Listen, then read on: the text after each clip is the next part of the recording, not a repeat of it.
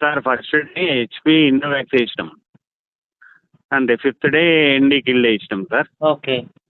మళ్ళీ 19th day లసోటా booster dose ఇచ్చినాం.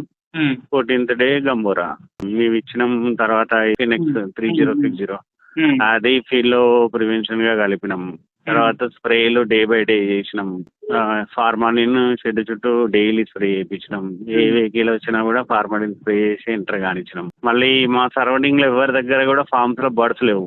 దాదాపు ఒక మన 50 కిలోమీటర్స్ రేడియస్ లా ఫార్మ్ లో కూడా బర్డ్స్ లేవు. ఓన్లీ మా దగ్గరనే ఉన్నాయి.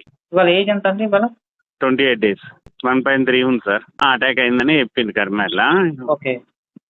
అది అంటే మరి వ్యాక్సిన్ వేసినాం కంట్రోల్ లా ఉంటుందా, మొత్తం టోటల్ వాచ్ అవుట్ అవుతుందా? ఇక్కడ క్రిటికల్ పొజిషన్ ఏంటంటే ఈ రోజే డే ఓల్డ్ చిక్స్ పక్క షెడ్ లో 10,000 చిక్స్ ని ప్లేస్మెంట్ చేసుకున్నారు. బర్డ్ ఫ్లూ అటాక్ అయినటువంటి షెడ్ కి ప్లేస్మెంట్ చేసుకున్నటువంటి షెడ్ కి జస్ట్ 50 మీటర్స్ మాత్రమే డిస్టెన్స్ ఉంది. ఇది రైతుకు చాలా బాధ కలిగిస్తున్నటువంటి విషయము.